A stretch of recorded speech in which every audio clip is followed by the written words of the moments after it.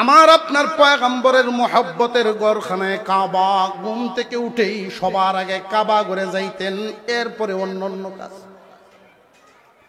প্রতিদিনের নে ভোর বেলায় খানায় কাবায় যখন আমার আপনার পয়গম্বর হাজির, মক্কার নেতৃস্থানীয় লোকেরা গিয়া প্রশ্নগুলো করার জন্য হাজির। ও মুহাম্মদ, তুমি আমাদের কারোর বাতিজা, কারোর ভাই, ব্যক্তিগত কোনো শত্রুতা নাই, ধর্মীয় একটা মতবাদ, তুমি নিজেকে নবী দাবি করো, আমরা তোমাকে নবী মানি না। তবে আজকে আসলাম শেষমেশ একটা পরীক্ষা করার জন্য। 3টা প্রশ্ন তোমাকে করব গো মুহাম্মদ, যদি 3 প্রশ্নের উত্তর দিতে পারো তাহলে এই মক্কায় কালিমার দাওয়াত চলবে, আর কোনো বাধা নাই। যদি 3 প্রশ্নের উত্তর দিতে পারো না তাহলে কালিমার দাওয়াত চলবে না। হুজুর সাল্লাল্লাহু আলাইহি ওয়াসাল্লাম বলেন, মক্কায় কালিমার দাওয়াত চলবে কিনা চলবে না এই অনুমতি তো আপনাদের কাছ থেকে আমি নেই। প্রশ্ন কি করবেন সেটা করেন, তুমি কি সত্য নবী নাকি মিথ্যা নবী এটা জানার জন্য 3টা প্রশ্ন করব। 3 প্রশ্নের উত্তর যদি দিতে পারো তুমি সত্য নবী প্রমাণিত হবে, আর যদি দিতে পারো না তুমি সত্য নবী না। আল্লাহর পয়গম্বর বলেন, আল্লাহ পাক আমাকে নবুয়তি দিয়েছেন, সত্য না মিথ্যা এটা আল্লাহ আমাকে দিয়েছেন, আপনাদের কাছ থেকে তো সার্টিফিকেট নেই। আপনারা প্রশ্ন কি করবেন করেন। 1 নাম্বার, 2 নাম্বার, 3 নাম্বার করে প্রশ্ন করা শুরু করলো। 1 নাম্বার প্রশ্ন হলো, এই পৃথিবীর জমিনে এমন কোন মানুষ, এই দুনিয়ার জমিনে একজন মানুষ আল্লাহ পাঠাইছিলেন এমন, যার মতো আর কেউ এমন যোগ্যতা পান নাই, এই নিয়ামত পান নাই। যে কি নিয়ামত? আমরা এখানে যারা আছি এমন মানুষও আছেন যে চুনারু ঘাটের বাহিরে আর যাওয়া হইছে না। এমন মানুষও আছে সিলেট শহর, যদিও নিজেদের বিভাগ সিলেটেই জীবনে কোনোদিন যান নাই। এমন মানুষও আছেন জীবনে কোনোদিন সিলেট গেছেন কিন্তু ঢাকায় যান নাই। আমরা প্রতিদিন যখন ভোর বেলায় ঘুম থেকে উঠি, সূর্যটা পূর্ব দিকে উঠে। ছোটবেলায় মনে করতাম সূর্যটা আমাদের পূর্বের যেই গ্রামের পিছন থেকে সূর্য ওঠে, ঠিক না? স্কুলে দেখা হইলে এদেরকে জিগাইতাম, তোরার বাড়ির ভিসেদে তো সূর্য উঠে না, আমরা না, এর ভোরের গ্রামটা এমন ওইসরি না, ওইস না। কিন্তু আজও পর্যন্ত সূর্য কোন জায়গা থেকে উঠে কেউ কোনদিন দেখতে পারে? একজন মাত্র মানুষ, আল্লাহ পাক রব্বুল আলামিন তাকে দেখিয়েছিলেন কোন জায়গা থেকে সূর্য উঠে এবং কোন জায়গায় গিয়া ডুবে। এই লোকটার নাম বলবা। 2 নাম্বার, কতক যুবক নিজের বাপ দাদার বাড়ি বিটা ছেড়ে দিয়া পাহাড়ের গুহায় ঘুমন্ত অবস্থায় সময় কাটায় বহুদিন। এই যুবকগণ কত বছর একটানা সেই গুহার ভিতরে ছিল। 2 নাম্বার গেল। 3 নাম্বার, আমার আপনার ভিতরে যেই রুহুটা, যেই বাতাসের মাধ্যমে আমরা চলাফেরা করি, কোন দিক দিয়া রুহু আসা যাওয়া করে এই পর্যন্ত কোনো দার্শনিক বের করতে পারে নাই। মুহাম্মদ তুমি রুহের ব্যাখ্যা দিবা। 3টা প্রশ্ন তারা করলো।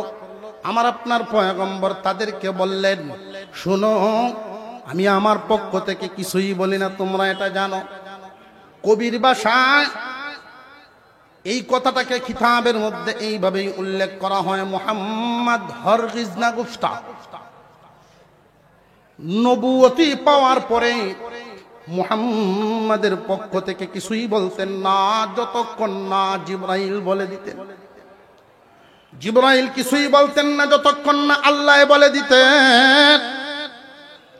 মুহাম্মদ হরগিজ না গুফতা তা না গুফতা জিবরাইল, মুহাম্মদ হরগিজ না গুফতা তা না গুফতা জিবরাইল, জিবরাইল হরগিজ না গুফতা তা না গুফতা রব্বুল জলিল।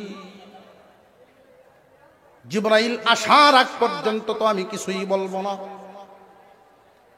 আল্লাহ পাক জিবরাইলকে জানাবেন, জিবরাইল আমাকে জানায় দিবেন, আমি আপনাদেরকে জানাবো। তারা প্রশ্ন করলো, জিবরাইল তোমার কাছে আসতে সময় লাগবে কতক্ষণ? আমার আপনার পয়গম্বরের কাছে জিবরাইল আমিন আসতে, সিদরাতুল মুনতাহা থেকে জিবরাইল জমিনে আসতে সময় কতক্ষণ লাগবে? বিভিন্ন মাহফিলে অবশ্যই আপনারা এই বয়ান শুনেছেন।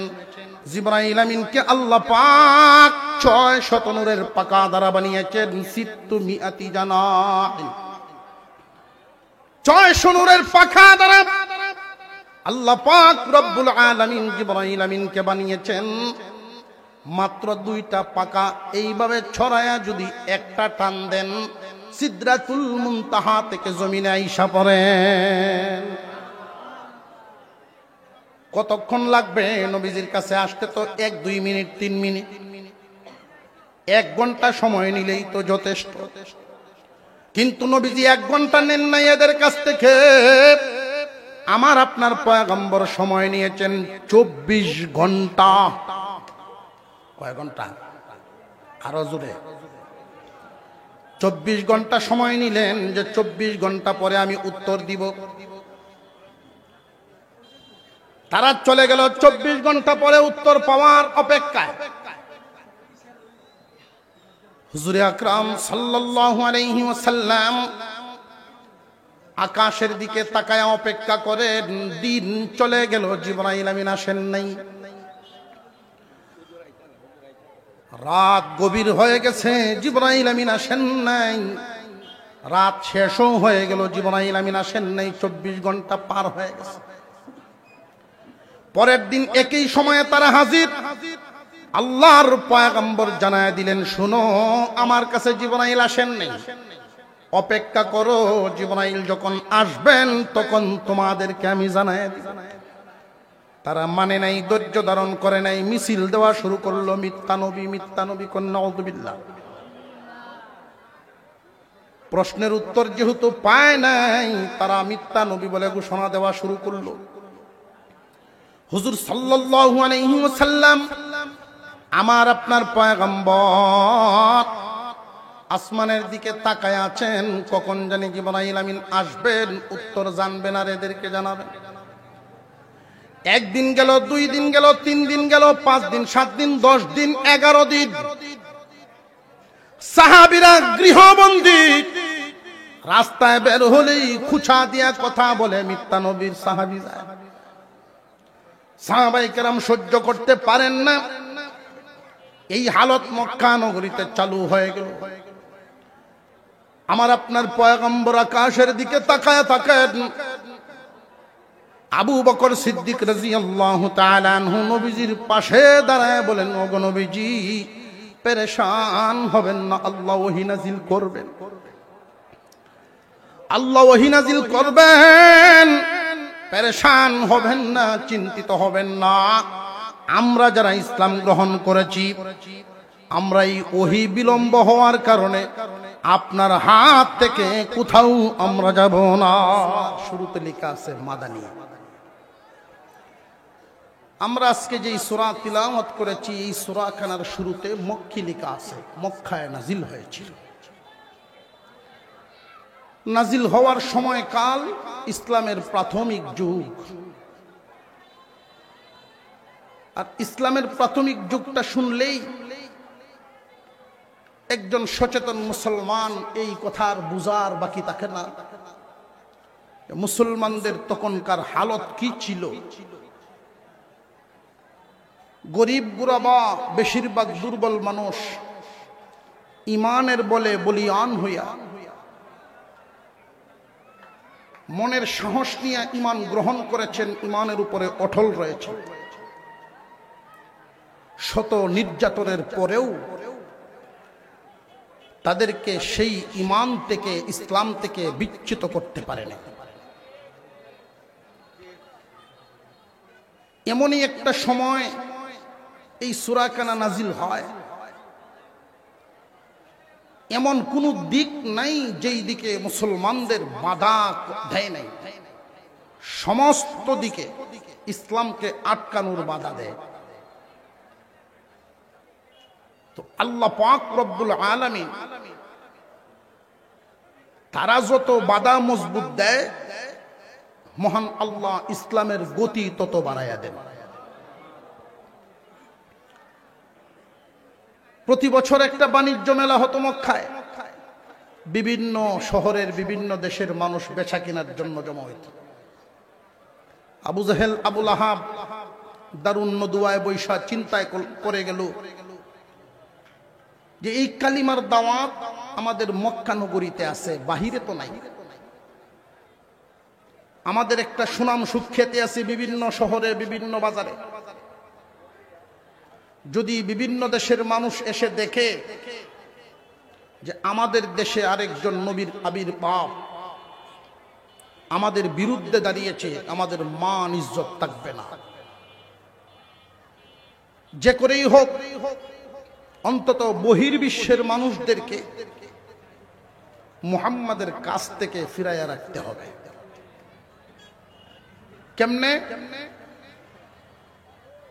এই কথাটা প্রসঙ্গত এসে গেছে, এই জন্য বলে দিচ্ছি। আজকের মাহফিল যুব সংঘের উদ্যোগে যুগে যুগে এই যুবকদেরকে যারাই ব্যবহার করতে পারে তারাই সফলতার সিঁড়িতে যাইতে পারে। বিধর্মীরা যখন যুবকদেরকে ব্যবহার করেছে, ইসলামের ক্ষতি, ইসলামের মারাত্মক ক্ষতি সাধনের চিন্তা ভাবনা করেছে যুবকদের মাধ্যমে। কারণ যুব সমাজ জাতির মেরুদণ্ড, যুব সমাজ জাতির মেরুদণ্ড। আজকের এই যুব সমাজের উদ্যোগে বিশাল আয়োজন, আল ইখওয়ান ইসলামী যুব সংঘ। চুনারুঘাটের মধ্যে যত ইসলামী সংগঠন, ঐক্যবদ্ধ সংগঠন, এর মধ্যে মজবুত ভূমিকা নিয়ে এই যুবকরা সামনের দিকে অগ্রসর হচ্ছে। আমরা এদের প্রত্যেকের জন্য মন থেকে দোয়া করতে রাজি আছি কিনা? আল্লাহ তাআলা এই সংগঠনকে কবুল করেন, দ্বীনের জন্য আরো মজবুত করে দেন, বলুন আমিন। আবু জাহেল আবু লাহাব মক্কার যুবকদেরকে ডাকছে, রে মক্কার যুবকরা, জায়গায় জায়গায় মুড়ে মুড়ে তোমরা দাঁড়ায় যাও, বহির্বিশ্বের কোনো মানুষ যেন মুহাম্মাদের কাছে না যায়। এই চুনারুঘাট শহরে ঢোকার জন্য রাস্তা কি একটা না অনেকগুলো? প্রত্যেকটা মুড়ে মুড়েই মক্কা নগরীতে ঢুকবার যত রাস্তা, মুড়ে মুড়ে যুবকরা দাঁড়িয়েছে। রে বহির্বিশ্বের মানুষ, আমাদের কর্তৃপক্ষের ঘোষণা শুনে রাখো, মক্কায় ঢুকবেন, প্রবেশ করবেন, বাণিজ্য মেলায় অংশগ্রহণ করেন, অসুবিধার কারণ নেই। যা ইচ্ছা বেচা কেনা করেন, যা ইচ্ছা খাইতে পারেন, গ্রহণ করতে পারেন, সমস্যা নাই। তবে একটা বাধা, আমাদের এই মক্কা নগরীতে আব্দুল্লাহর ছেলে মুহাম্মদ নামক একজন পাগল আছে। নাউযুবিল্লাহ। আব্দুল্লাহর ছেলে মুহাম্মদ নবী দাবি করে, লোকটা পাগল, তার দ্বারে কাছেও ভুলেও কেউ যাবেন না। প্রচার করা শুরু করলো, বাধা দেওয়া শুরু করলো, ঘোষণা দিয়ে। আজকে আপনাদের এই জমায়েতের সামনে একটা কথা যদি আমি পৌঁছায় দিই, তাহলে এতগুলো গ্রামের মানুষ একসাথে, সবাইকে একসাথে পাইয়া একটা কথা শোনানো যতটা সহজ হয়ে গেল, গ্রামে গ্রামে ঘুরে ঘুরে এই খবরটা পৌঁছানোটা সহজ না, অনেক কঠিন। আমার আপনার পয়গম্বর মনে মনে এই ধারণা করে রেখেছেন যে বাণিজ্য মেলায় বিভিন্ন দেশের মানুষ একত্রিত হবে, তখন কালিমার দাওয়াত মানুষের কানে কানে পৌঁছায়া দিব। কিন্তু এর আগেই যখন পাগল বলে ঘোষণা দেয়, আপনার আমার নবী সেজদায় পড়ে কান্দেন, প্রভু গো, ওরা তো আমারে পাগল বলে ঘোষণা দেয়। আল্লাহ রাব্বুল আলামিন জিবরাইল আমিনকে পাঠায়া দিলেন। চিন্তার কোনো কারণ নাই, ভাবনার কোনো কারণ নাই। মানুষের মনের নিয়ন্ত্রণ করতে পারেননি না পারেন না আল্লাহ। আল্লাহ পাক বলেন, যারা আপনাকে পাগল বলেছে এই পাগল বলাটাই ইসলামের খেদমতে লাগায়া দিব, এই পাগল বলাটাই ইসলামের উপকারে লাগায়া দিব। দেখবেন মানুষের একটা স্বভাব আছে, যেটা নিষেধ করা হয় এর আগ্রহ আরো বাড়ে।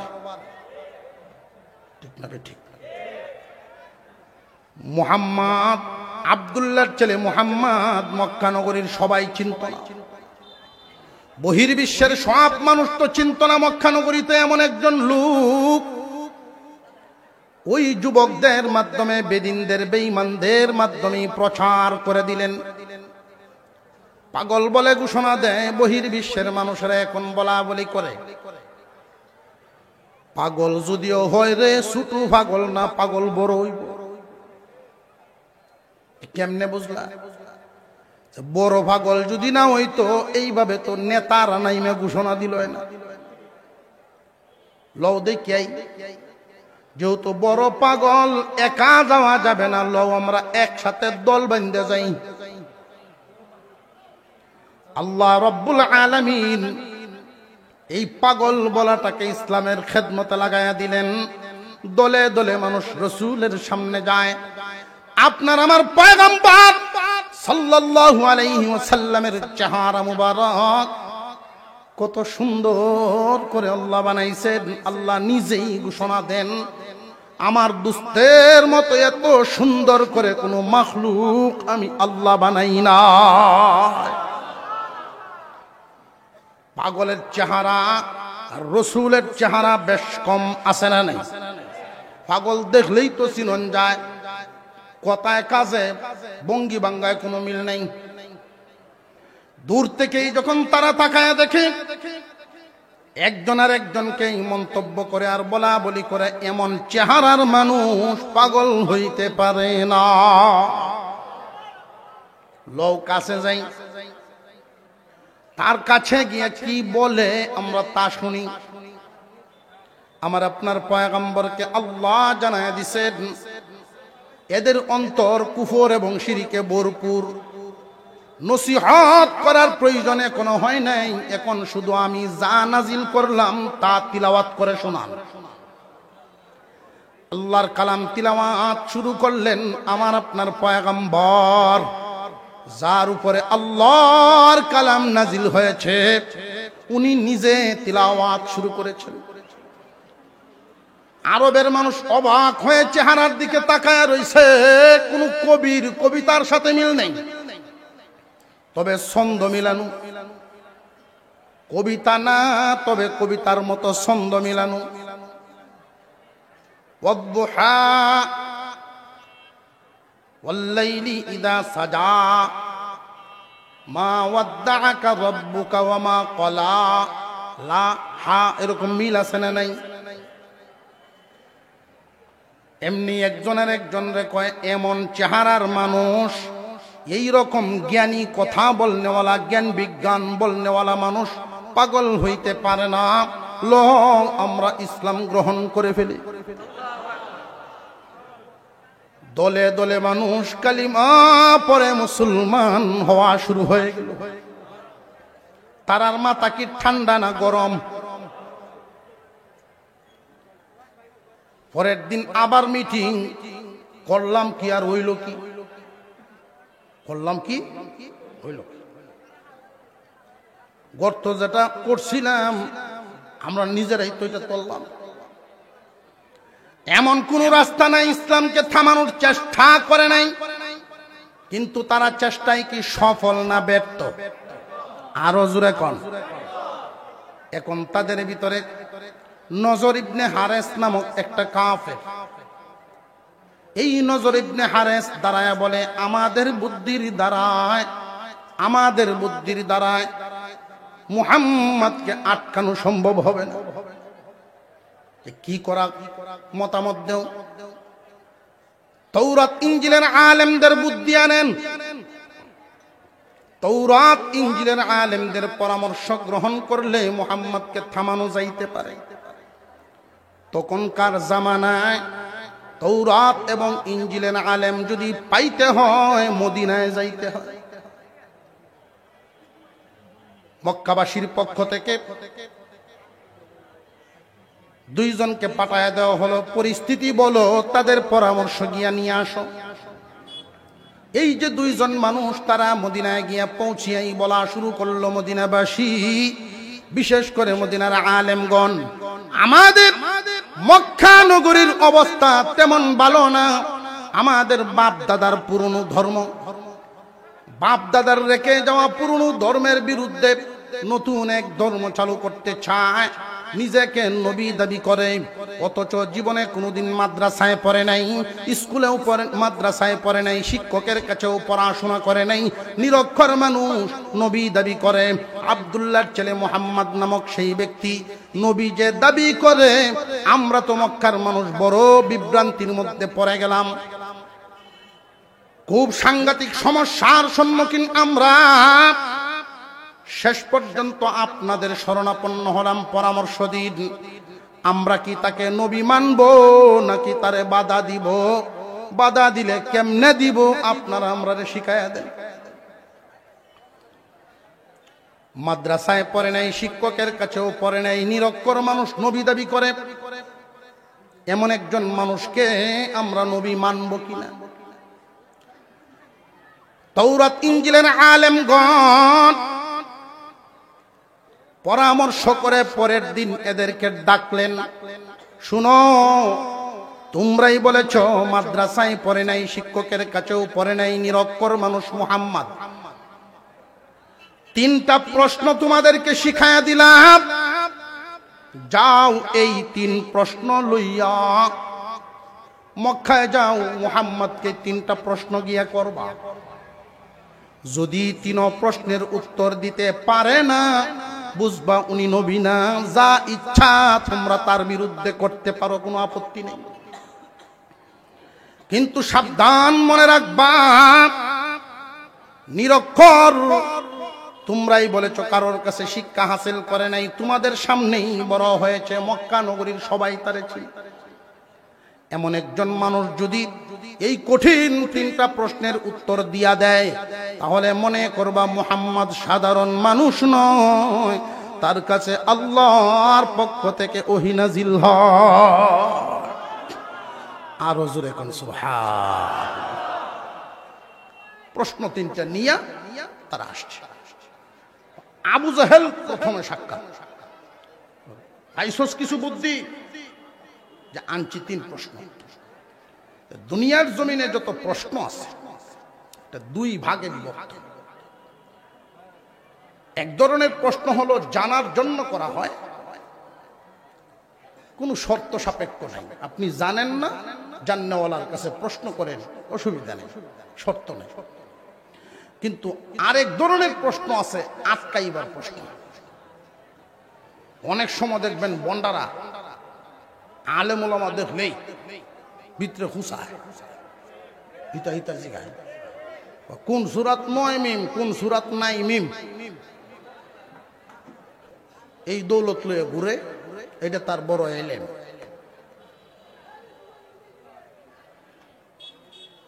তো 200 জনের সাধারণ মুসল্লি একজন হাবের সাহেবকে জিগাইছেন বা একজন কারি সাহেবকে জিগাইছেন, সবার তো আর সবটা জানা থাকবে না।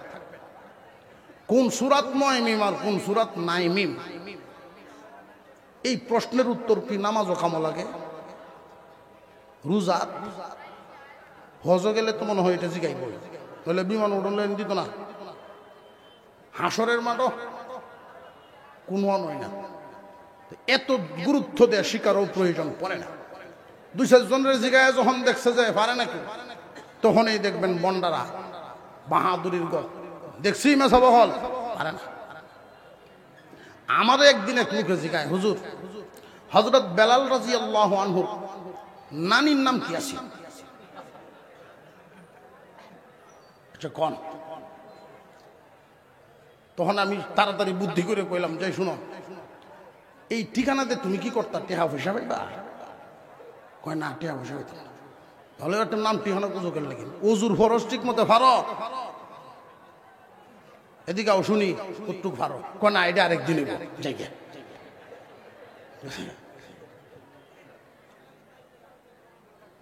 জানার জন্য যদি প্রশ্ন করেন কোনো শর্ত সাপেক্ষ নাই, কিন্তু আটকাইবার জন্য যদি প্রশ্ন করতে হয় এর উত্তর নিজের আগে জানতে হয়। আটকাইবার প্রশ্ন আছে না, নিজের আগে জানা লাগে। মাদ্রাসার এক তালাবারে দেখিয়া জেনারেল শিক্ষিত রিটায়ার্ড পার্সন ডাকিয়াছে, কই ভর সোনারঘাট মাদ্রাসা, তুইও ব্যাখ্যল তোর বাপও ব্যাখ্যল। এইরকম স্কুল কলেজ তুই আজকালও মাদ্রাসা পড়ে গেল, শুধু আরবি ভরাইব আলিফ বা তাসা, আর কি শিখবে? স্কুলে তো অঙ্ক, ইংরেজি, ইতিহাস, ভূগোল যা আছে সব শিখত। তো ছাত্র একটু সাহস করে বলে গেছে যে আমরার মাদ্রাসা এখন অঙ্ক ইংরেজিও শিখায়। এখন তো রিটায়ার্ড পার্সনের রাগ উঠেছে, মাদ্রাসা তো অঙ্ক শিখা, এদিকে কোন অঙ্কটা পারস ল কাগজ কলম নেই কয়েকটা দেশে বাইর অঙ্ক করে মানে হিসাব করে বাইর করতো। দেখি কি হিসাব মিলাইতাম, কয় হিসাব মিলা এই পুকুরও কয় বালতি পানি হলো। মাদ্রাসায় যে ফরুইয়া ছাত্ররা দেখবেন এমনি সাদা সিধা হতে একটা যাইতো বাউ হয় না, এমন ভোলা ভান্ডে মাদ্রাসাত ভর্তি করবেন হিফজখানা কোরআনের ঘষায় 1 বছর লাগবো সোজা হয়ে যাবে। দেখছেন নি, আমরা তো এই দেই যারা স্মার্ট চালাক চতুর, এটা তো মাদ্রাসা দিই না, মাদ্রাসা দেই লেসা ফেসা লেং রফেসুয়া।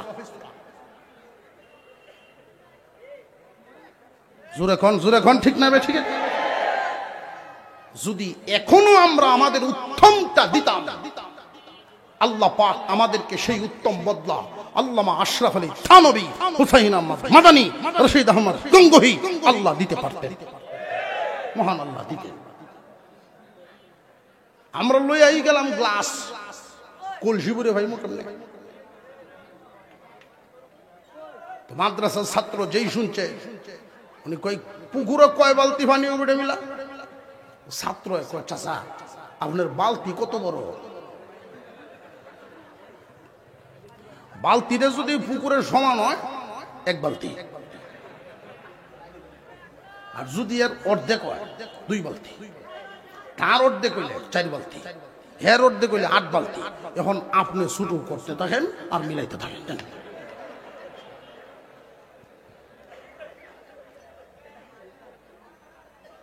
মদিনার আলেমগণ প্রশ্ন শিখায় দিছে, উত্তর শিখায় নাই।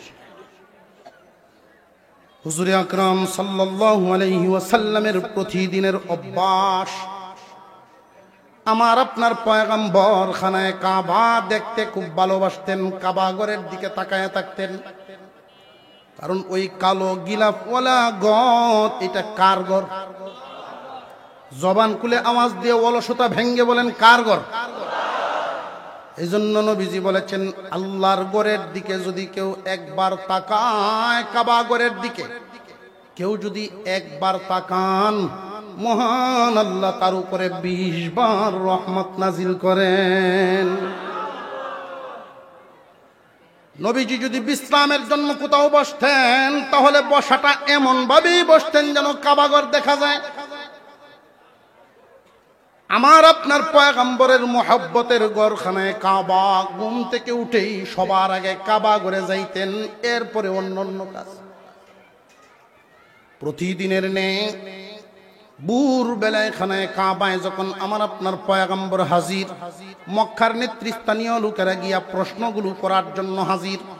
ও মুহাম্মদ, তুমি আমাদের কারোর বাতিজা, কারোর ভাই, ব্যক্তিগত কোনো শত্রুতা নাই, ধর্মীয় একটা মতবাদ, তুমি নিজেকে নবী দাবি করো, আমরা তোমাকে নবী মানি না। তবে আজকে আসলাম শেষমেশ একটা পরীক্ষা করার জন্য। 3টা প্রশ্ন তোমাকে করব গো মুহাম্মদ, যদি 3 প্রশ্নের উত্তর দিতে পারো তাহলে এই মক্কায় কালিমার দাওয়াত চলবে, আর কোনো বাধা নাই। যদি 3 প্রশ্নের উত্তর দিতে পারো না তাহলে কালিমার দাওয়াত চলবে না। হুজুর সাল্লাল্লাহু আলাইহি ওয়াসাল্লাম বলেন, মক্কায় কালিমার দাওয়াত চলবে কিনা চলবে না এই অনুমতি তো আপনাদের কাছ থেকে আমি নেই। প্রশ্ন কি করবেন সেটা করেন, যে তুমি কি সত্য নবী নাকি মিথ্যা নবী এটা জানার জন্য 3টা প্রশ্ন করব।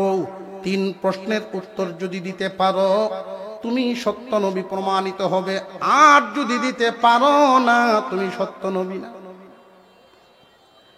আল্লাহর পয়গম্বর বলেন, আল্লাহ পাক আমাকে নবুয়তি দিয়েছেন, সত্য না মিথ্যা এটা আল্লাহ আমাকে দিয়েছেন, আপনাদের কাছ থেকে তো সার্টিফিকেট নেই। আপনারা প্রশ্ন কি করবেন করেন। 1 নাম্বার 2 নাম্বার 3 নাম্বার করে প্রশ্ন করা শুরু করলো। 1 নাম্বার প্রশ্ন হলো, এই পৃথিবীর জমিনে এমন কোন মানুষ, এই দুনিয়ার জমিনে একজন মানুষ আল্লাহ পাঠাইছিলেন এমন, যার মতো আর কেউ এমন যোগ্যতা পান নাই, এই নিয়ামত পান নাই। যে কি নিয়ামত?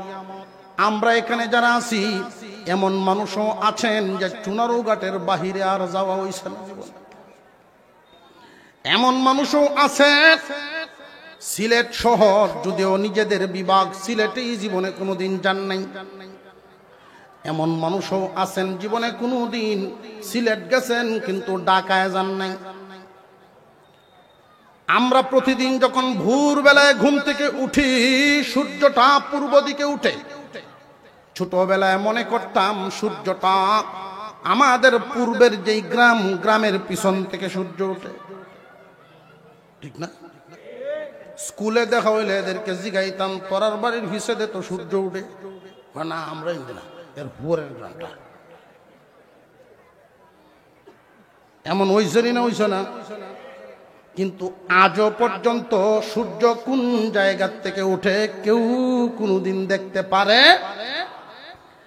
একজন মাত্র মানুষ আল্লাহ পাক রব্বুল আলামিন তাকে দেখিয়েছিলেন কোন জায়গা থেকে সূর্য উঠে এবং কোন জায়গায় গিয়া ডুবে।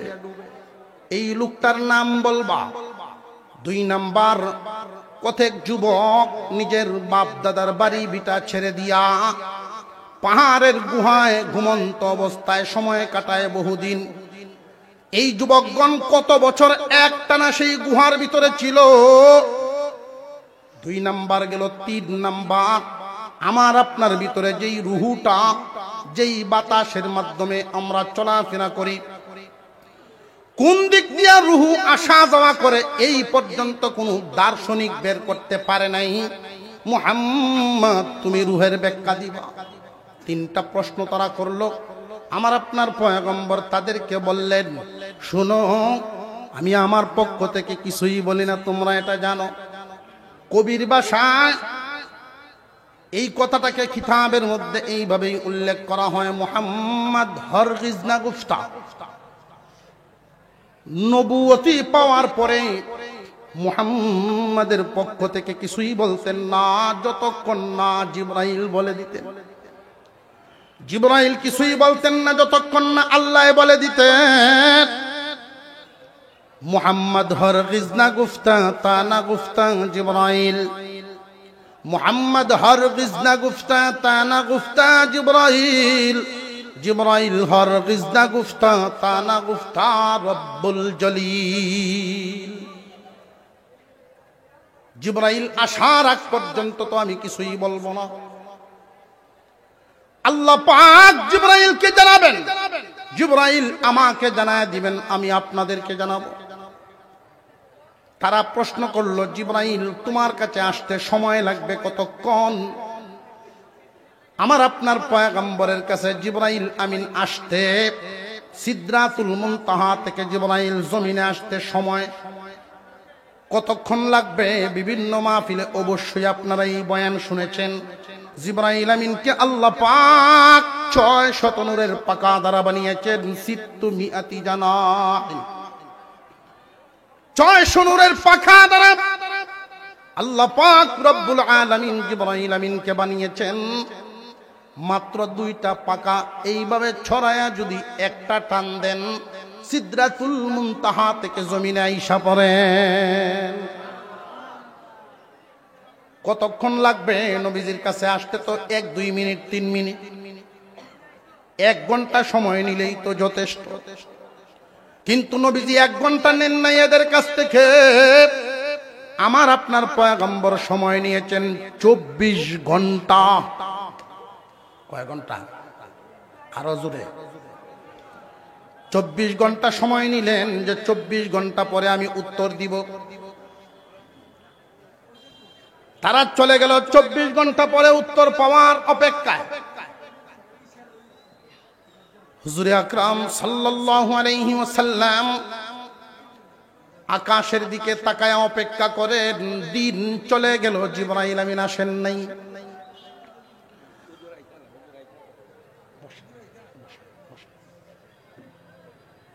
রাত গভীর হয়ে গেছে, জিবরাইল আমিন আসেন নাই। রাত শেষও হয়ে গেল, জিবরাইল আমিন আসেন নাই। 24 ঘন্টা পার হয়ে গেছে। পরের দিন একই সময়ে তারা হাজির। আল্লাহর পয়গম্বর জানায় দিলেন, শুনো, আমার কাছে জিবরাইল আসেন নাই, অপেক্ষা করো, জিবরাইল যখন আসবেন তখন তোমাদেরকে আমি জানায় দিব। তারা মানে নাই, ধৈর্য ধারণ করে নাই, মিছিল দেওয়া শুরু করলো, মিথ্যা নবী, মিথ্যা নবী, নাউযুবিল্লাহ। প্রশ্নের উত্তর যেহেতু পায় নাই, তারা মিথ্যা নবী বলে ঘোষণা দেওয়া শুরু করলো। হুজুর সাল্লাল্লাহু আলাইহি ওয়াসাল্লাম, আমার আপনার পয়গম্বর আসমানের দিকে তাকায় আছেন, কখন জানি জিবরাইল আমিন আসবেন, উত্তর জানবেন আর এদেরকে জানাবেন। 1 দিন গেল, 2 দিন গেল, 3 দিন গেল, 5 দিন, 7 দিন, 10 দিন, 11 দিন। সাহাবীরা গৃহবন্দী, রাস্তায় বের হলেই খুঁচা দিয়া কথা বলে মিথ্যা নবীর সাহাবী যায়। সাহাবায়ে কেরাম সহ্য করতে পারেন না। এই হালত মক্কা নগরীতে চালু হয়ে গেল। আমার আপনার পয়গম্বর আকাশের দিকে তাকায় থাকেন। আবু বকর সিদ্দিক রাদিয়াল্লাহু তাআলা আনহু নবীজির পাশে দাঁড়ায় বলেন, ওগো নবীজি, পেরেশান হবেন না, আল্লাহ ওহী নাজিল করবেন, আল্লাহ ওহী নাজিল করবেন, পেরেশান হবেন না, চিন্তিত হবেন না।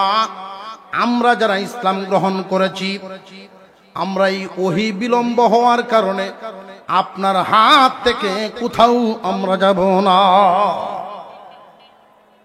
হুজুর সাল্লাল্লাহু আলাইহি ওয়াসাল্লাম এইভাবে দিন কাটাতে লাগলেন। যেতে যেতে এক বর্ণনায় 14 দিন, আর এক বর্ণনায় 45 দিন।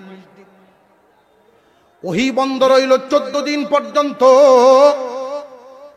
এইদিকে এক ফাঁকে একজন মহিলা, বড় বিচক্ষণ মহিলা, মাঝের মধ্যে কিছু কিছু মহিলা এমন আছেন বুদ্ধি খাটাইতে পারে, সব মহিলায় সমান খাটাইতে পারে না।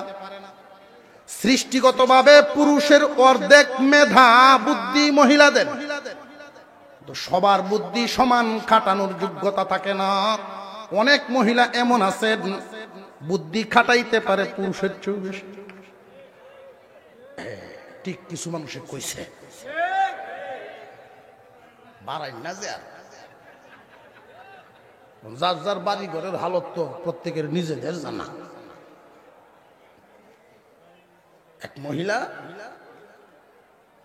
স্বামীর সংসার করে, তো স্বামী বেচারা খুব সরল সোজা মানুষ, গরু লালন পালন করে, গৃহস্থ মানুষ। তো প্রতি বছর গাবি ফর হয়, অর্থাৎ বাছুর দেয়, বাছুর মরে যায়। তো গৃহস্থের খুব কষ্ট হয় বাছুর যদি মরে, 1 বার 2 বার 3 বারে মানুষ মনের কষ্ট আর সহ্য হয়। আবার যখন বাছুর হওয়ার সময় হলো, উনি মান্যত করে বলছে, আল্লাহ, এবারের বাছুর যদি টিকে, এটা না মরে, লালন পালন করমু, যত বড় গরু হোক বিক্রি করিয়া গরু বেচার পয়সা তোমার ঘর মসজিদে দিলাই। মান্যত করছে। আল্লাহর কি মেহেরবানি, মান্যত কবুল হয়েছে, গরু মরছে না। আর যত্ন করে বাড়াও বাড়ে, 3 বছরে বিশাল বড় এক সার হয়েছে। এখন তো সরল সোজা মানুষ, গিরস মানুষ, এই সারের লুপ তো তার অন্তর থেকে যাইতেছে না। কয় মান্নত করছিলাম অর্ধেকটা করতাম, সবটা করেছে ওরা। গরুরে খাওয়ায় আর কয় হ্যাঁ তোরে এত যত্ন করি আমি ভাইলাম না। বিবি সব বিষয়টা দেখতেছে, ও কি ব্যাপার, আপনি গুনগুন করেন, কি হয়েছে? তোমার কাছে তো বলি নাই, আমি তো গরু বেচার পয়সা মসজিদে দেলাই মান্নত করছিলাম, সেই মান্নত করেই তো মরানো ফিরাইছি, এখন আর মরে নাই, আল্লাহ রাখছে। আমার ভিতরে তো লোভ জাগতেছে যে মানছিলাম অর্ধেকটা মানতাম, তো আমি কিছু পাইলাম। ও এই চিন্তা, এতই যদি আপনার হওয়ার ইচ্ছা থাকে, বুদ্ধি আমি দি মনে নিশ্চিন্ত থাকেন। এখন শুধু চিন্তা করে কি বুদ্ধি দিয়ে আটকাইব, তবে সে যে কিছু একটা পারবো এই বিশ্বাস তার আছে, কারণ সে কি চিজ এটা তো বেটা জানে, যারা সংসার করতেছে। যেই দিন গরু বেচার সময় হইলো, তুমি না কি বুদ্ধি দিবা বলছিলা? হ্যাঁ বাউ করে তুছি। কি? এই ব্যাগের ভিতরে একটা বিড়ালের বাচ্চা করে দিচ্ছে। বিড়াল ওইটা দিয়ে কি করতাম? বাজারে নিয়ে ব্যাপারীরা যখন গরু কিনতে আসবে, তুমি আগেই বলবা গরুর দুস্থ আছে, গরু একলা বিক্রি হতো না, দুস্থ সহ নিতে, দাম ভিন্ন ভিন্ন। দুস্থের দাম ৪৫,০০০, গরুর দাম ৫,০০০, দুইটা মিলিয়া ৫০। তো ঢাকার ব্যাপারীরা যেই এই হালত শুনছেন, শুনছে বলে নাই মেয়ে বিড়ালের দাম ধরতে পারো ৫,০০০, কয় না আমি যেমনি কইছি আপনি বুঝে হইলে নেন, নইলে জানেন।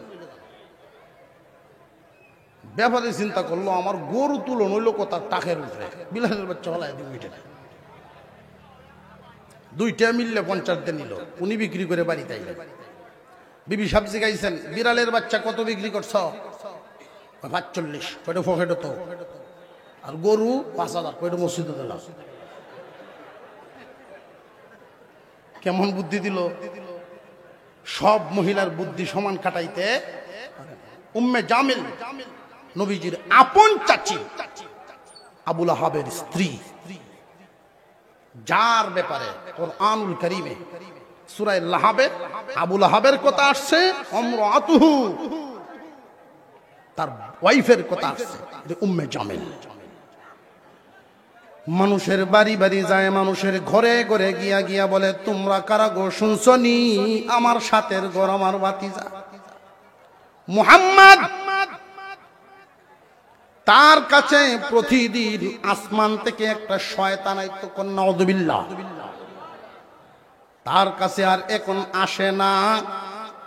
কেন জানোনি? মুহাম্মদকে তো আল্লাহ ভুলে গেছেন, তার প্রতি নারাজ হয়ে গেছে।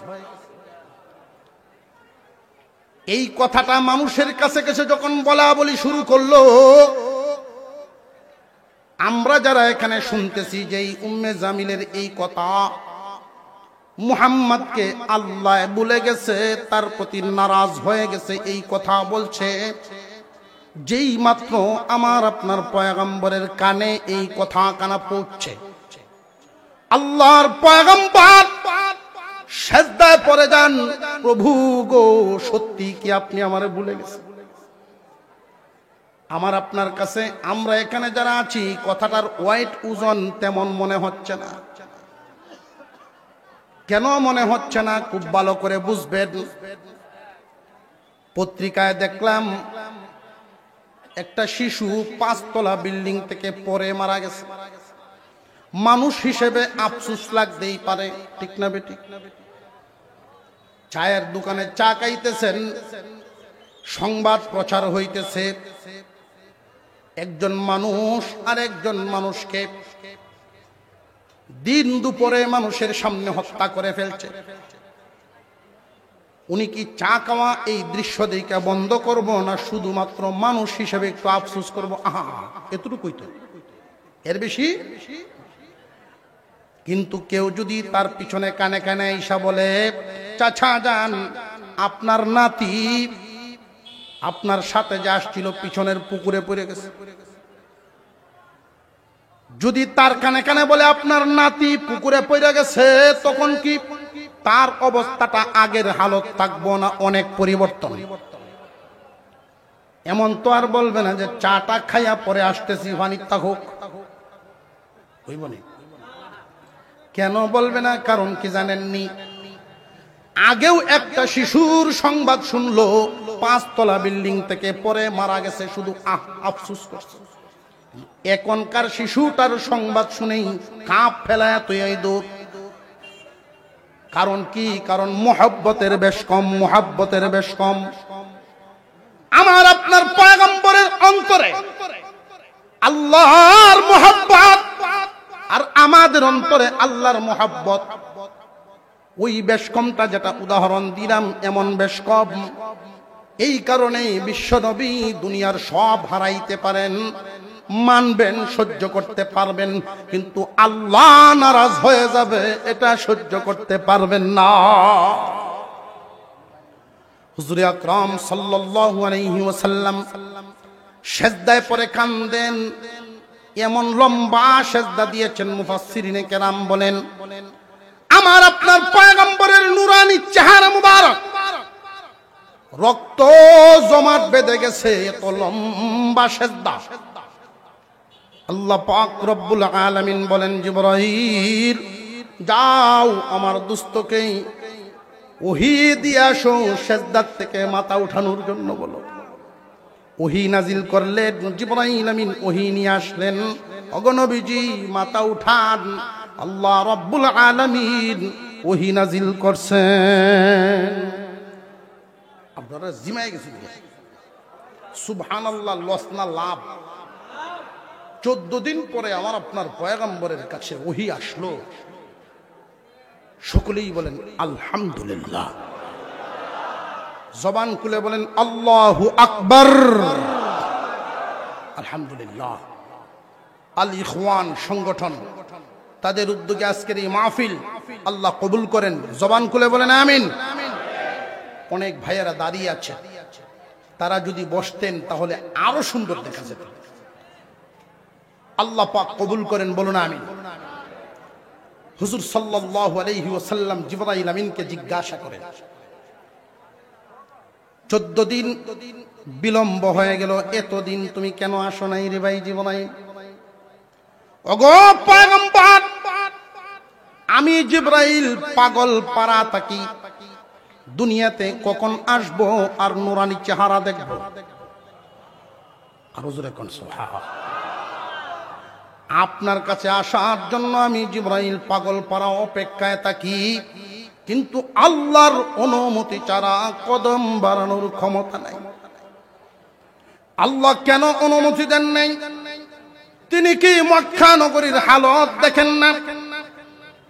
অনুমতি 14 দিন পর্যন্ত উনি কেন দেন নাই? আল্লাহ পাক তোমাকে আসার অনুমতি কেন দেন নাই?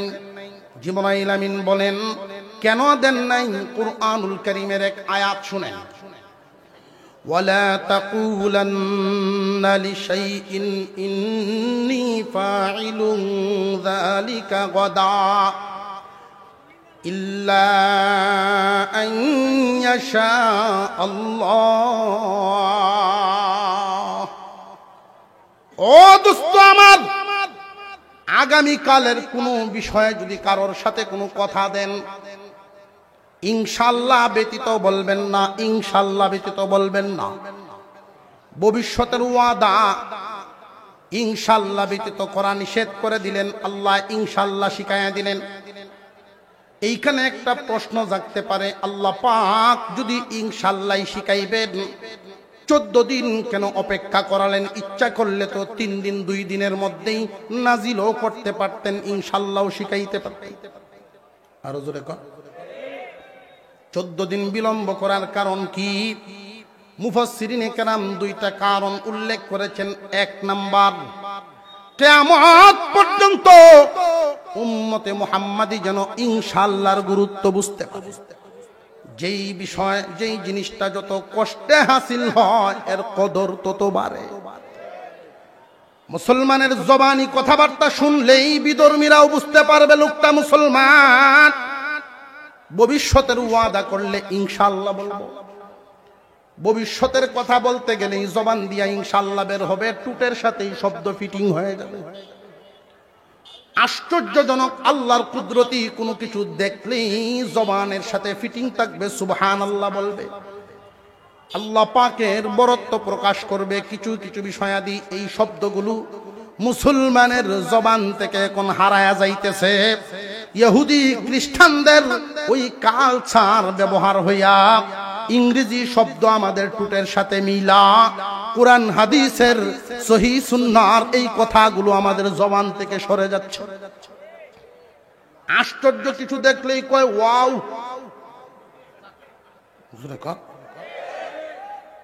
অথচ মুসলমানের ঐতিহ্য এটা না, মুসলমান বলবে সুবহানাল্লাহ। ঠিক না বেটি? জিজ্ঞাসা করেন কেমন আছেন, কয় আই এম ফাইন। কি রে বাবা, মুসলমানের শব্দ আছে না নাই? আলহামদুলিল্লাহ আছে না নাই? এই আলহামদুলিল্লাহ বলার দ্বারাই আল্লাহ পাক বান্দার প্রতি এতটাই খুশি হন। আই এম ফাইনের দ্বারাই তো এই সন্তুষ্টি পাওয়া যাবে না।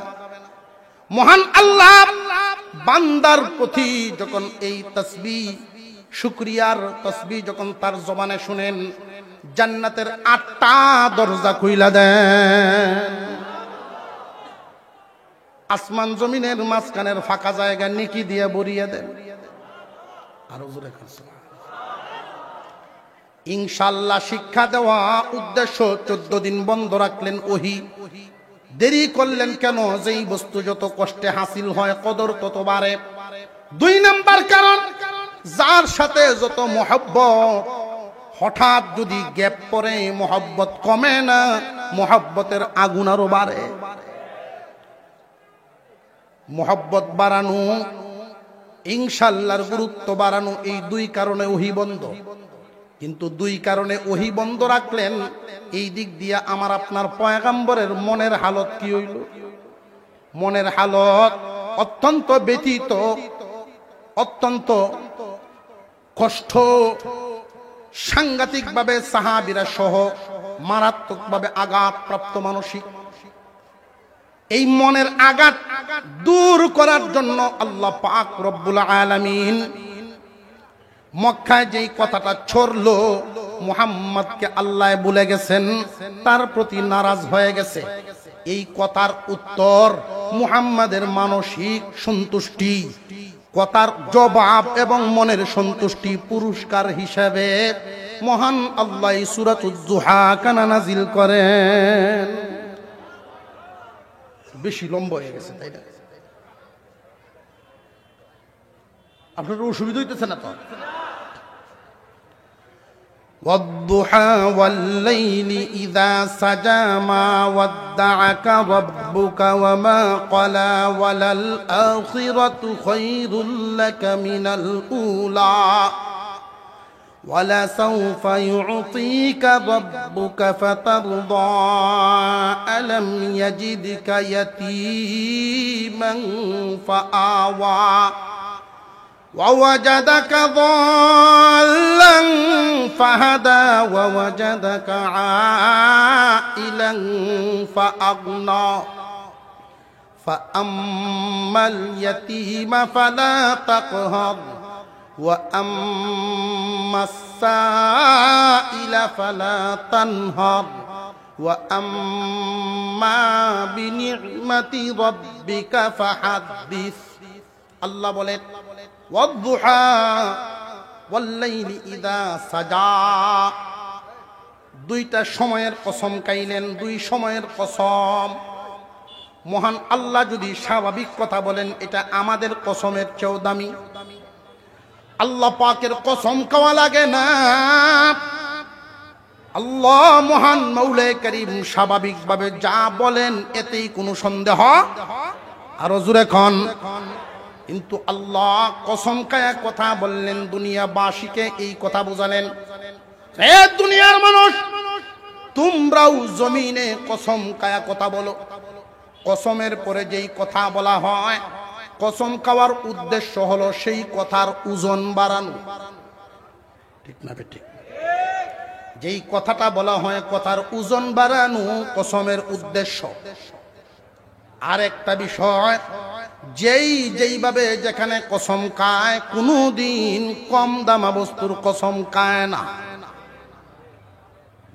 কোন ব্যবসায়ী যদি কসম খায় লক্ষ্য করে দেখবেন তার দোকানের যে ক্যাশ বাক্স, এই ক্যাশের কসম খায়, ঠিক না বেঠিক? কোন মহিলা যদি কসম খায় হুরুত তার কসম খায়। খেয়াল করছেন না? কেউ কোনোদিন কম দামা বস্তুর কসম খায় না। শুনছেন নি এমন কথা? জুতার কসম খাইছিল। কম দামা বস্তুর কসম কেউ খায় না। মহান আল্লাহ পাক দুই বস্তুর কসম খায়া তিনি বলেন, ওয়াদ-দুহা ওয়াল-লাইলি ইযা সাজা মা ওয়াদ্দাআকা রাব্বুকা ওয়া মা ক্বালা। ও দোস্ত আমার, জুহার কসম, লাইলি ইযা সাজার কসম, লাইলের কসম, দিনের নিঝুম রাত, গভীর রজনী, দিনের প্রথম অংশ আলোকিত সূর্য যখন হয়, দিনের এবং রাতের দুইটা মূল্যবান সময়ের কসম খায়া আল্লাহ বলেন, আল্লাহ আপনাকে আপনার রব আপনাকে বলেন নাই, আপনার প্রতি নারাজও হন নাই। আরো জোরে কোন সুবহান। যেই আঘাতটা পেয়েছিলেন উম্মে জামিলের প্রচার করা কথায়, মুহাম্মদকে আল্লাহ ভুলে গেছে, তার প্রতি নারাজ হয়ে গেছে, এই জন্য ওহী বন্ধ। আল্লাহ পাক দিনের একটা মূল্যবান সময়ের কসম খাইলেন, রাতের একটা দামি মূল্যবান সময়ের কসম খায়া তিনি ঘোষণা দেন, আপনার রব আপনাকে বলেন নাই, আপনার প্রতি নারাজও হন নাই। ও দোস্ত আমার, ওহী বন্ধ আপনাকে বুলার কারণে না, ইনশাআল্লাহর গুরুত্ব বাড়ানোর কারণে, আর আপনার আমার মহব্বত আরো দ্বিগুণ বাড়ানোর উদ্দেশ্যে। জবাব তো দিলেন, কিন্তু মনের ভিতরে এই মক্কাবাসী যে কষ্টটা দিল, এই কষ্ট দূর করার জন্য মহান আল্লাহ পাক বলেন, আপনাকে ওরা কষ্ট দিয়েছে, বর্তমান সময়ের হালত হলো আপনাকে ওরা কষ্ট দেয়, আপনার সাহাবীদেরকে কষ্ট দেয়, বিভিন্নভাবে তারা বাধা দেয়। এই কালিমার দাওয়াত দিতে যান, মানুষের ঘরে আলো পৌঁছাতে যান, আর তারা অন্ধকার দিয়ে আপনাকে বিভিন্নভাবে বাধা দেয়। ও দোস্ত আমার, আমি আল্লাহর ঘোষণাটা শুনেন, ওয়ালাল আখিরাতু খায়রুল লাকা মিনাল উলা। আল্লাহ বলেন, ইহকাল থেকে পরকাল, বর্তমান থেকে ভবিষ্যৎ। বর্তমান যেই হালত আছে এই হালত থাকবে না, পরিবর্তন হয়ে যাবে, আরো ভালো করে দিব। ইহকাল থেকে পরকালে আপনার জন্য এমন হালত থাকবে না, আপনার জন্য খায়রিয়াত রয়েছে। ওয়ালাল আখিরাতু খায়রুল লাকা মিনাল উলা। বর্তমান থেকে ভবিষ্যতে, ইহকাল থেকে পরকালে আল্লাহর পক্ষ থেকে আপনার জন্য পুরস্কার। কি পুরস্কার? যে খয়ের নামক পুরস্কার। মা মানাল খায়র? খয়রে কাসীর, অধিক কল্যাণ। মুফাসসিরিনে কেরাম উল্লেখ করেছেন কি পরিমাণ পুরস্কার খয়রের দ্বারা বুঝাইছেন। ও দোস্ত আমার, আপনাকে আমি এমন কিছু খয়রিয়াত দিব, এমন নিয়ামত দিব, যেই নিয়ামত কোনো পয়গম্বরকে দেওয়া হয় নাই। মুফাসসিরিনে কেরাম উল্লেখ করেছেন, এর মধ্যে এক দুইটা আপনাদেরকে শোনায় দেই। আমার আপনার পয়গম্বরকে আল্লাহ পাক এমন এমন কিছু নিয়ামত দিয়েছেন, যেই নিয়ামত কোনো নবী রাসূলকে আল্লাহ দেন নাই। এক নাম্বার নিয়ামত, আল্লাহ পাক রব্বুল আলামিন আমার আপনার পয়গম্বরের নাম সমুন্নত করে দিয়েছেন। যারা বলছিল নবীজির ছেলে দুনিয়া থেকে বিদায় হইছেন, নাম নিশানাই থাকতো না, আল্লাহ পাক রব্বুল আলামিন বলেন, ওয়ারাফা'না লাকা যিকরাক, আলম নাশরাহ লাকা সাদরাক ألم نشرح لك صدرك ووضعنا عنك وزرك الذي أنقض ظهرك ورفعنا لك ذكرك দোস্ত আমার আপনার নাম সমুন্নত করে দিলাম দিছেন কে আর জোরে বলেন আল্লাহ পাক আমার আপনার পয়গম্বরের নাম উন্নত করেছেন সমুন্নত করেছেন কেমন করা করছেন বর্তমান বিশ্বের যে সমস্ত বেদিন বিজ্ঞানী বেঈমান কাফেররাই কথা বলতে বাধ্য স্বীকার করতে বাধ্য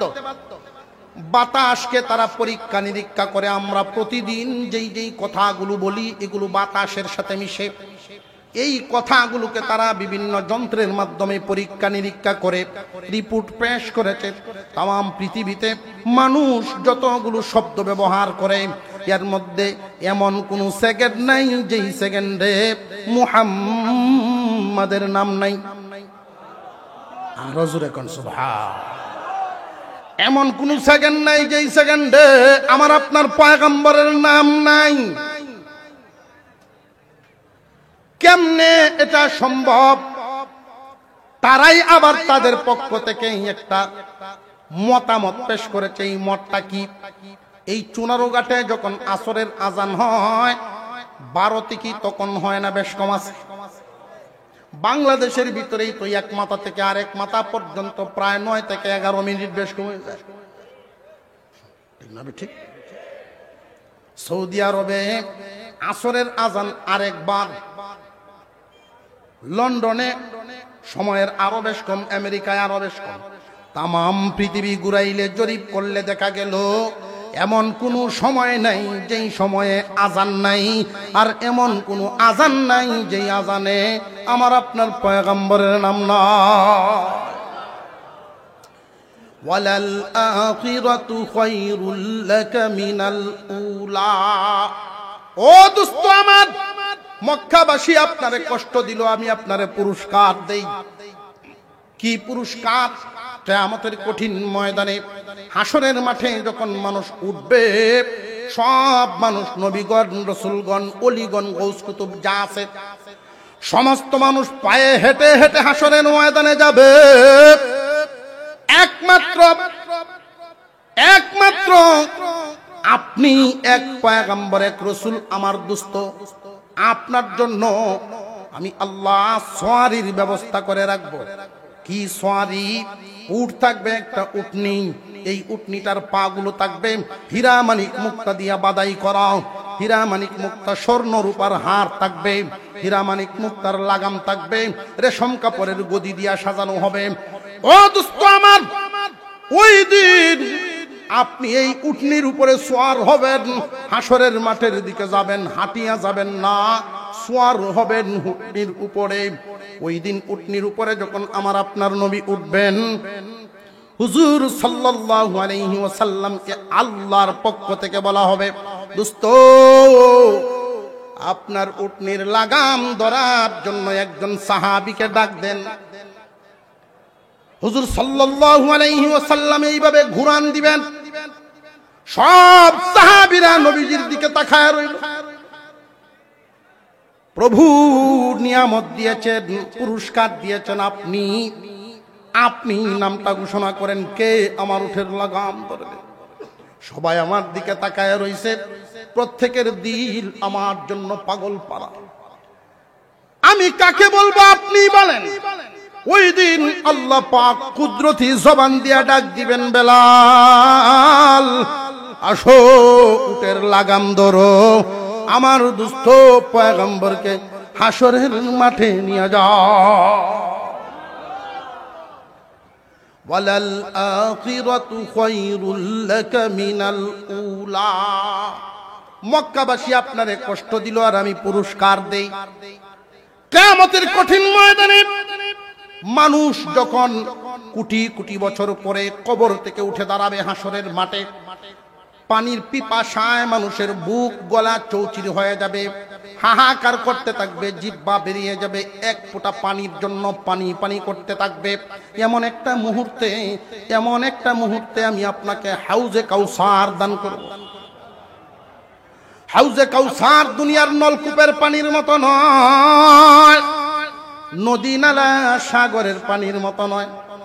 হাউজে কাউসারের পানিটা হবে 3 গুণ বিশিষ্ট, দেখতে হবে দুধের মতো সাদা, খাইতে হবে মধুর চাইতে মিষ্টি, সুগ্রান মেশকে আম্বরের চাইতে আরো বেশি। 1 গ্লাস পানি ওই দিন যদি কেউ পান করতে পারে, জান্নাতে ঢোকার আগ পর্যন্ত আর পানির পিপাসা লাগবে না। একটা প্রশ্ন এখানে জাগে, এই প্রশ্নের উত্তরটা না দিলে আবার বুঝে আসবে না। হুজুর সাল্লাল্লাহু আলাইহি ওয়াসাল্লামের একজন সাহাবী জিজ্ঞাসা করেছেন, কোন বর্ণনায় আবু বকর সিদ্দিক রাদিয়াল্লাহু তাআলা, নবীজি গো, হাউজে কাউসারের পান পাত্র কি পরিমাণ থাকবে গো নবীজি? কারণ বিয়ে শাদী বা বিভিন্ন অনুষ্ঠানে গেলে গ্লাস নিয়ে তো খারাকারি শুরু হয়, এত মানুষ গ্লাসে তো ভাই মুখ। আল্লাহর পয়গম্বর বলেন, আকাশের তারকা গণে শেষ করা যেমন সম্ভব না, আমার হাউজে কাউসারের স্বর্ণের পেয়ালা থাকবে, এগুলো গনিয়া শেষ করা সম্ভব না।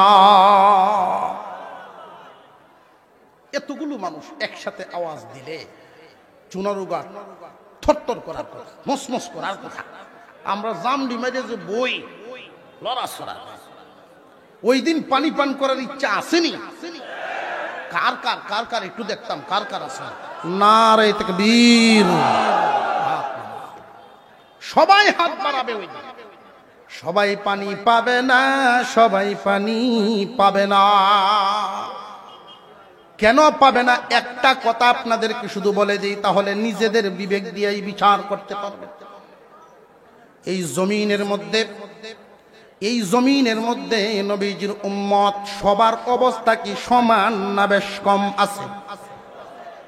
এমন উম্মত আছেন আল্লাহর পয়গম্বরের সুন্নতের উপরে অটল থাকতে গিয়া জীবন চলার পথে অনেক বিপদের সম্মুখীন হয়েছে, বিপদ কাটাইতে হলো, নবীজির তরিকায় টিকতে গিয়া বিপদ তার উপরে নাজিল হইছে। আর এমনও মানুষ আছে নবীজির সুন্নত লেবাস ধরছে, যেমন দাড়ি। অনেক যুবক দাড়ি রাখার কারণে অপমানিত হইছে, দাড়ি রাখার কারণে জীবনের টকছে, বিভিন্ন ধরনের কুসা কাসা কথাবার্তা শুনছে। এরপরেও রাসূলের কলিজায় আঘাত দেয় নাই, দাড়ি ছাড়ে নাই। আর এমন মানুষও আছে সারা জিন্দেগি কামাইতে কামানি করে কয়, সেলু নলায় না হরে বাজান আর কত, যে তোর কি পয়সা নেস তুই? আব্বা আপনার মুখ কামাইতো, হন আমি শুরু করছি, আপনার অনুরোধ করি না, দেখ কেন তুই পয়সা ভেবে বাবা, তোর সমস্যাটা কি? আপনার একটা মুখ কামাইলে 2 মুখের সমান সময় লাগে। সামরা